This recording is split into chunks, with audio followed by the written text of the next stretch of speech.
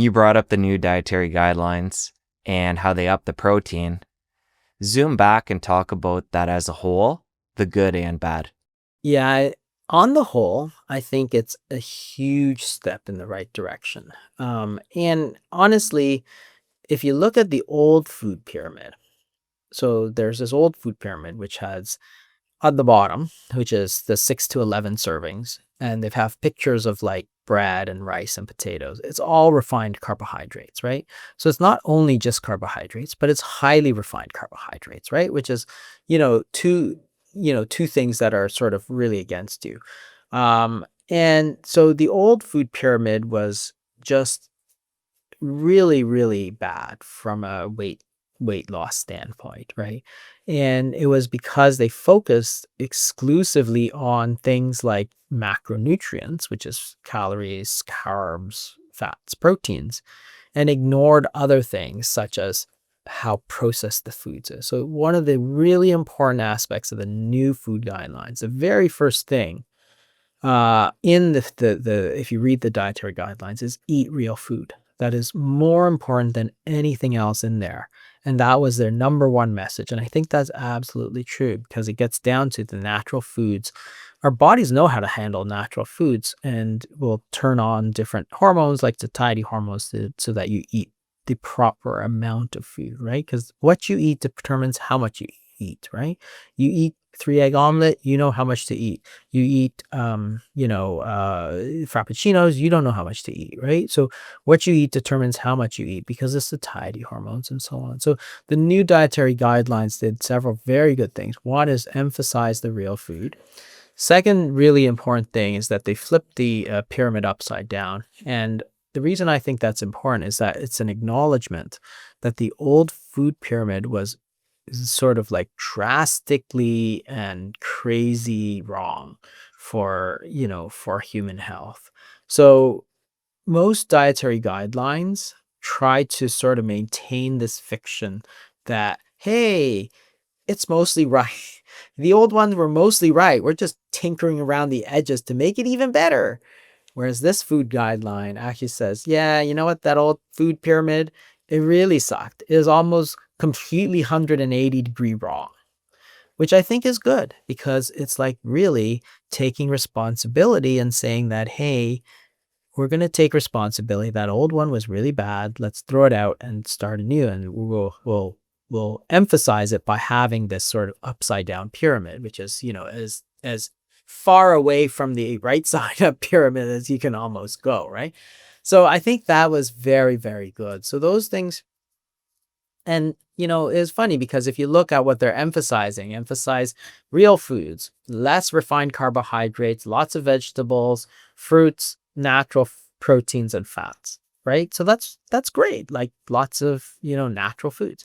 And so as I was asking some friends about it, and they're all like, well, this is great, but it's actually not that different from how we normally eat anyway, right? Because I think it's been out there for a long time that eating tons of refined carbohydrates and fake foods, ultra processed foods, is not that good for you, right? So we're just acknowledging what, what everybody already knew.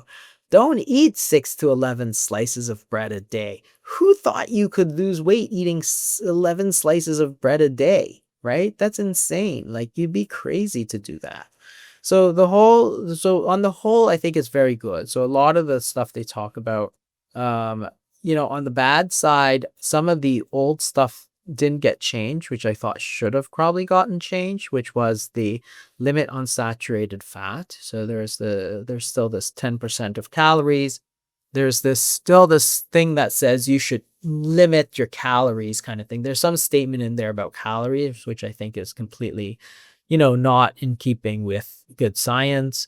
And there's also a limit on sodium. And again, I don't think that limiting sodium is the right thing for most people. For certain people, it can be effective, but for most people, they don't need to limit their sodium. It actually is not. It just isn't a bad thing for you. Um, and I'm a kidney specialist, so I deal with sodium problems all the time. If you have advanced kidney disease or if you have advanced heart disease, yes, there are certain instances where you must limit your sodium. Most people, no. Most people, you don't have to. If you eat a lot of salt, you'll pee out a lot of salt. People always worry that you're going to get high blood pressure. And it's like, well, I think there's a lot more to it than just the salt. If you look at, the salt is to me interesting because if you look at different places in the world, you say, okay, let's name the place with the highest salt intake per capita. It's actually like Japan. Like, they're not that unhealthy. They're actually super healthy, right? So if you're saying that salt is such a super important thing, and they're eating more salt than practically anybody in the world because of all their soy sauce and their pickled vegetables, and they live by the sea, so their seaweed has salt. So it's like they eat more salt than practically anybody in the world, and yet they have one of the longest lifespans. So tell me how important salt actually is. And then you look at like the number 2 and 3 and so on, like Scandinavia is like also way up there in salt. And again, I think it's because of salted fish and all this sort of stuff that their traditional foods are. So again, same thing. If salt is actually that important, why are we seeing all these countries that eat tons and tons of salt yet have one of the longest lifespans in the world at the same time? It just doesn't make any sense. Maybe it's not that important, and the reason, we should focus on it is because you have to have data, right? And the Institute of Medicine a few years ago, they launched this whole thing, this whole review in 2015, I think, so almost 10 years ago, looking at the studies of salt using not blood pressure and stuff, but heart disease and mortality and so on. And they really just didn't find any link between salt intake and any of those. So I think that was probably could have been dealt with. It's not that big a deal, but I would say that it's probably not warranted.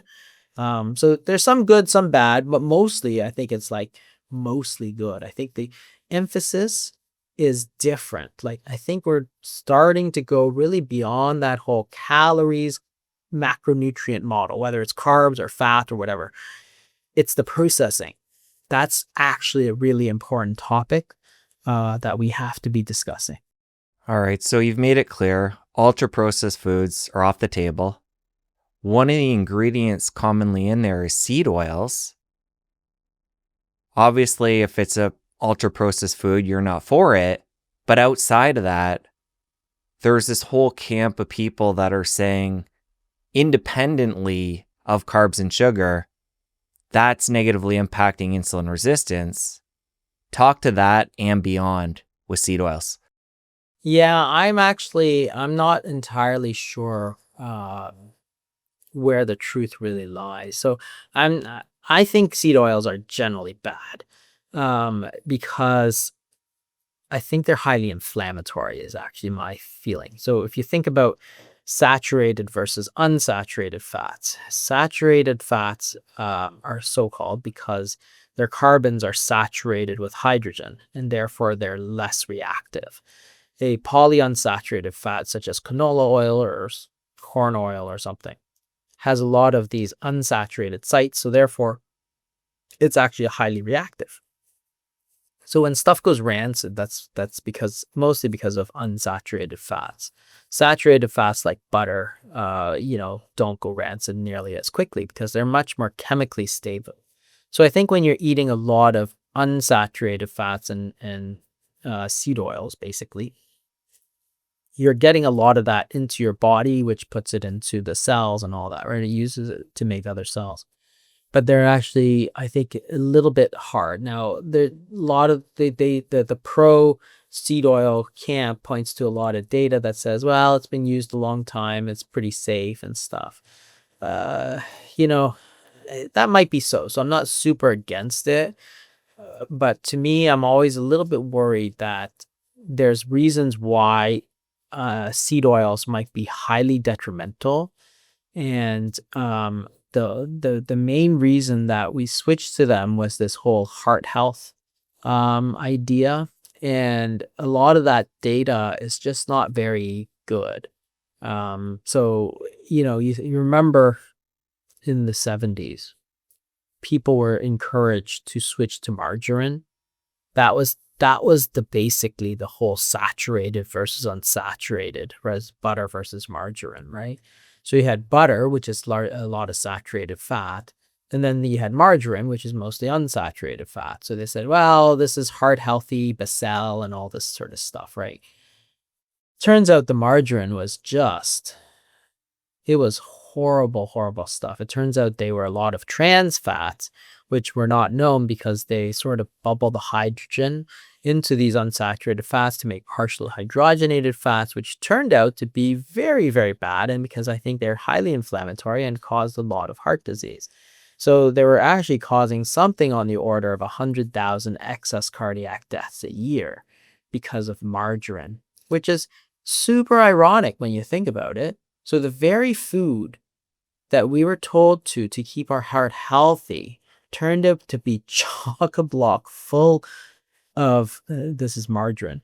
Margarine turned out to be chock-a-block full of trans fats that were causing heart disease. Like, think how ironic that was. The Heart Association, doctors, dietitians, magazines, everybody in the 70s and 80s, don't eat butter, eat margarine, eat margarine, eat margarine, because it's going to save your heart when it's actually killing your heart. So this whole idea is that, to me, if you really want to know what to eat or have a good idea, just see what they used to eat, because they've been eating it. If they've been eating it for, you know, 10,000 years, then it's probably not that bad for you. Like coconut oil. It's like if they've been eating coconut oil, which humans have been eating it, and butter and natural like animal fats for, 10,000 years, then it's probably okay. It's probably not that unhealthy for you, right? It's because if it was a really bad idea, like margarine, it would get found out in like 20 years, right? Or the low fat diet, which was a really bad idea, right? Cutting out all the nuts and olive oil and avocados and all that sort of stuff. Really bad ideas. They'll get exposed. But if people have been eating these natural foods for 10,000 years, well, you can be reasonably sure. So I always tell people not to eat either saturated or unsaturated. I don't say that. I say eat natural fats. So any fat that comes from nature, so olive oils, avocados, coconut oil, butter, they're probably okay. Why? Because people have been eating them for 10,000 years and not getting any problems that we know of. But if you start eating foods like seed oils, they haven't been around that long. They've been around for 50 years, 60 years maybe. So really since the 80s. And are they associated with harm? Well, we don't know. It might or might not be. So I'm sort of in the middle on this. I'm not 100% sure that it's detrimental to human health. But on the other hand, if you ask me what I eat, I eat almost no, like I don't cook with any seed oils. Like I use butter and olive oil almost exclusively when I cook. What's the rest of your diet look like these days? Well, it's a mix. I mean, I mix in sort of a lot of vegetables, eggs and fish and meat and stuff. I do eat some carbohydrates as well, but I try to mitigate it a little bit by not so it's not that I eat zero carbs, but I eat like a whole lot less than I used to. Like I used to eat a lot of carbs because, growing up in the low fat 80s, you're talking about 55, 60% of the diet was carbohydrates. That was a goal. So I don't eat zero, but it's a lot less than I used to, and I try to mitigate it.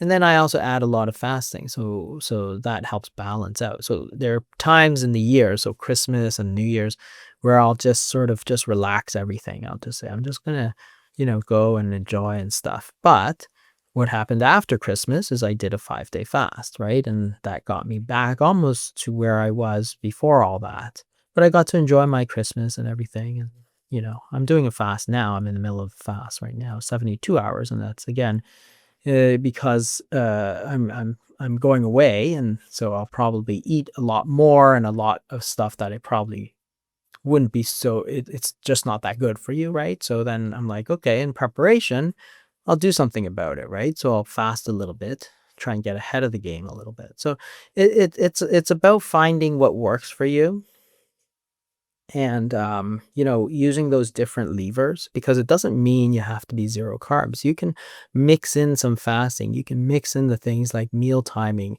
and walking after meals and food order and all these sort of tools so that you find something that adjusts the right way to you.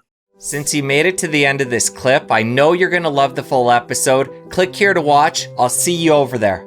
Different foods stimulate different levels of insulin. What's insulin's job? Well, to tell you to store more body fat. If it's chronically high, you're going to gain a lot of weight because you're moving a lot of glucose into the cells. They're going to fill up so that glucose